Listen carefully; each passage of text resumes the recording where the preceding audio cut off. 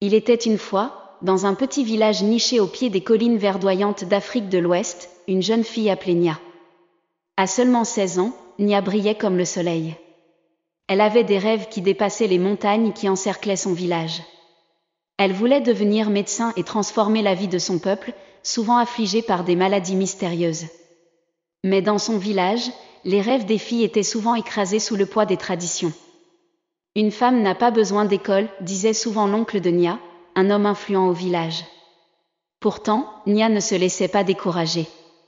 Chaque matin, elle parcourait à pied 10 kilomètres jusqu'à l'école, souvent avec un ventre vide. Quand elle rentrait, elle aidait sa mère à vendre des beignets au marché avant de s'asseoir sous la lumière tremblotante d'une lampe à huile pour étudier tard dans la nuit. Un jour, une tragédie frappa.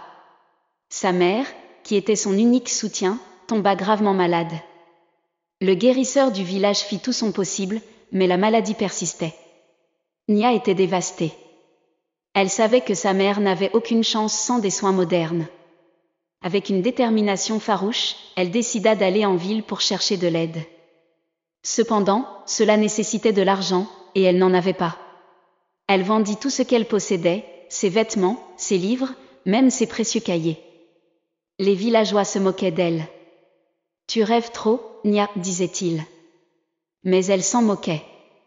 En arrivant à la ville, Nia rencontra une femme médecin, le docteur Ebel, qui dirigeait une petite clinique.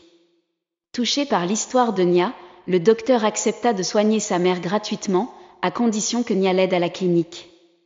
Pendant des mois, Nia travailla d'arrache-pied.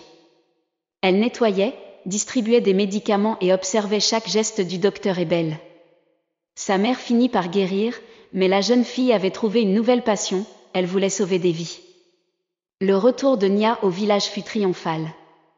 Mais ce n'était que le début de son combat. Elle se heurta encore à des obstacles, les moqueries des anciens, la jalousie des autres jeunes filles, et les défis financiers. Pourtant, rien ne pouvait éteindre la flamme dans son cœur. Les années passèrent. Grâce à des bourses et au soutien de quelques âmes généreuses, Nia finit par obtenir son diplôme de médecine. Elle revint au village, transformée mais toujours humble. Elle ouvrit une petite clinique sous l'arbre à palabres, là où les anciens du village tenaient autrefois leurs réunions pour discuter de son impertinence. Ils vinrent, cette fois, non pour la critiquer, mais pour chercher son aide. Nia ne leur en tint pas rigueur. Elle soigna leurs blessures, leurs fièvres, et même leurs cœurs brisés.